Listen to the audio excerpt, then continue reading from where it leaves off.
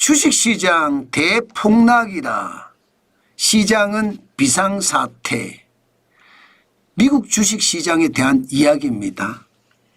시장을 보고 있으면 정말로 섬뜩섬뜩합니다.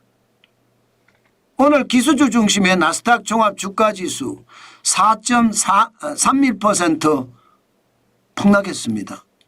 737.66이 빠져서 16,387.31로 마감했어요. 어제 한번 보실래요? 어제는요 12.16%가 올라갔습니다. 1857.06이 올라서 17,124.97이 됐어요. 어제는요. 마찬가지로 대형주 중심 S&P 500 3.46% 떨어졌습니다. 188.85가 빠졌고요. 5,268.05로 마감을 했습니다. 어제는요 9.52% 올라갔습니다. 474.13이 올라서 5,456.90. 참 장난 아니죠. 대형주 중심의 S&P도 지금 하루 사이에 지금 3.46% 떨어지고 9.52% 올라가고 미쳤어요. 다우산업도 마찬가지입니다. 2.5% 폭락했습니다. 1014.79가 빠졌고요. 39,593.66으로 마감했습니다. 어제는요 7.87% 올라갔습니다. 2,962.86이 올랐습니다. 4만이 넘었잖아요. 그런데 지금 4만 또 깨졌습니다. 뭐 이런 주식시장이 있나 이렇게 생각이 드시죠. 아마 이런 생각이 안 든다 그러면 다 거짓말일 겁니다. 그 정도로 시장이 말입니다. 어떻게 생각을 하면 마치 말입니다.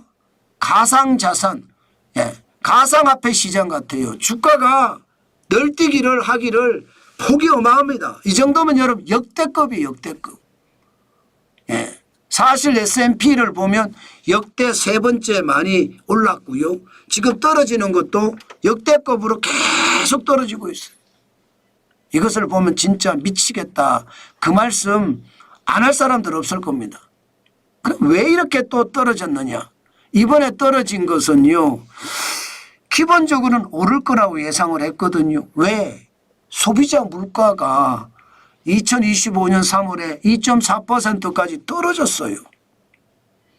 핵심 물가 지표라고 하는 근원 소비자 물가 지표는 더 떨어졌어요. 2.8%. 3.3까지 올라갔던 게 2.8%까지 떨어졌어요. 물가가 잡히는 거예요. 물가가 잡히는데 왜 주가는 폭락해? 이렇게 될 수 있잖아요. 그런데 투자자들은 이것을요. 경기 침체가 되고 있다. 이렇게 해석하는 겁니다. 물가가 떨어져 소비가 떨어지겠는데 지금 소비지수가 아직 안 나왔는데요. 소비지수가 나오면 아마도 소비지수가 떨어지는 걸로 나올 가능성 큽니다. 그러니까 시장에서는 깜짝 놀라는 거예요. 물가가 떨어졌는데 왜 안 올라가? 아예 무시당하네. 예상 밖이네. 이런 말이 계속 나온 것도 그 이유거든요. 여기에다가 신규 실업수당 청구 건수도 22만 3천이니까 그렇게 뭐 엄청나게 많은 건 아닙니다. 엄청나게 많은 건 아니. 결국은 시장 자체가 물가가 많이 떨어지니까 앞으로 경기가 나빠질 거다 이렇게 예상하는 거. 신규 실업수당 청구 건수도 22만 3천이니까 과거보다는 좀 많지만 그래도 경기가 조금 나빠질 조짐은 보인다 이 정도가 다거든요. 그런데 이게 국채금리에서 생각이 달라지는 거예요. 이게 여러분 국채금리가 너무 올라가요. 국채금리가.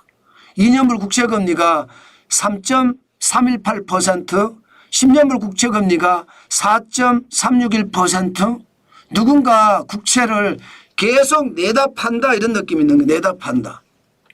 여러분 미국의 국채를 내다 판 이유가 뭘까요?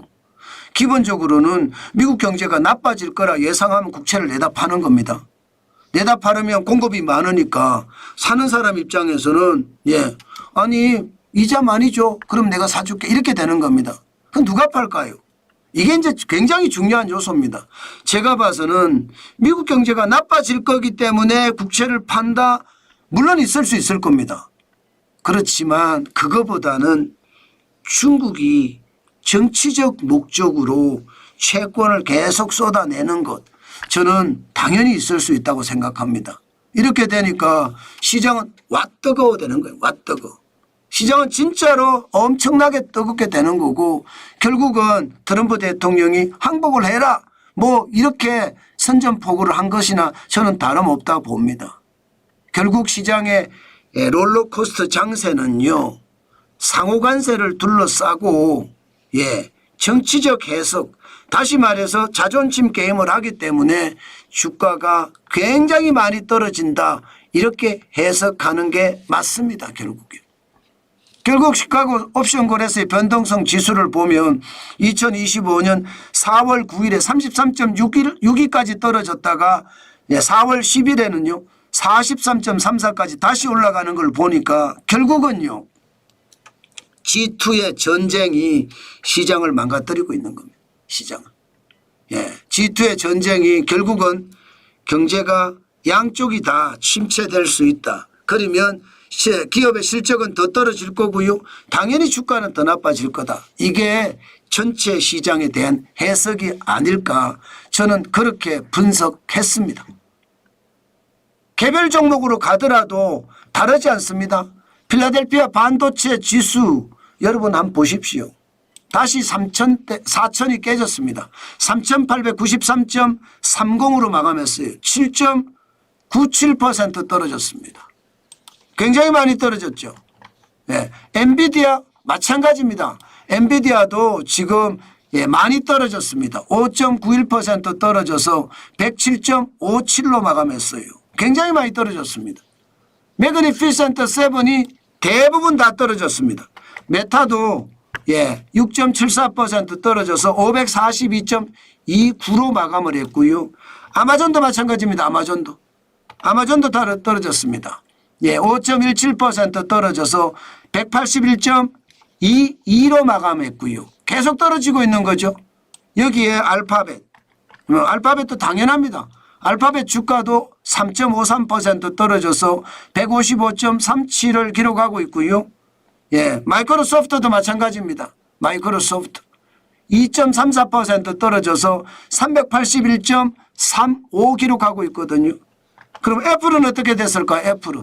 애플은 더 많이 떨어졌어요. 4.24% 떨어졌습니다. 190.42로 마감했어요. 애플이 굉장히 빨리 떨어지죠.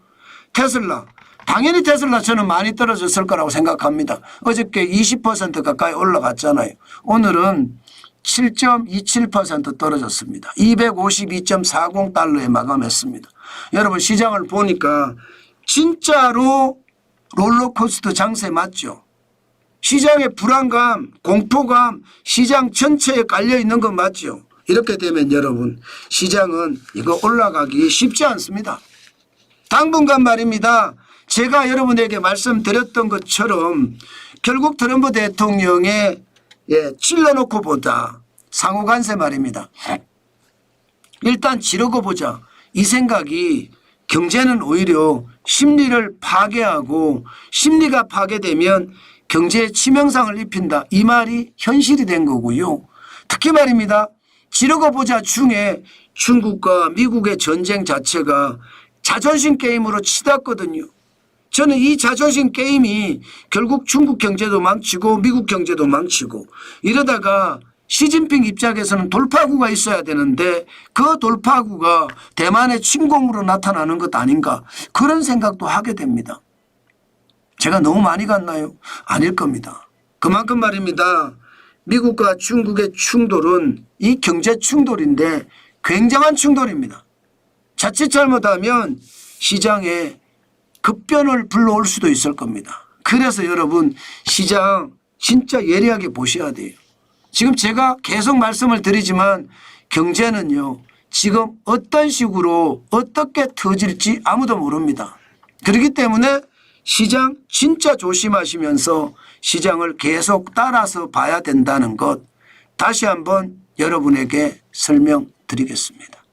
그 정도로 시장의 불안감이 크다는 것 다시 한번 생각하셔야 되겠다. 오늘도 여러분 계속 강조합니다.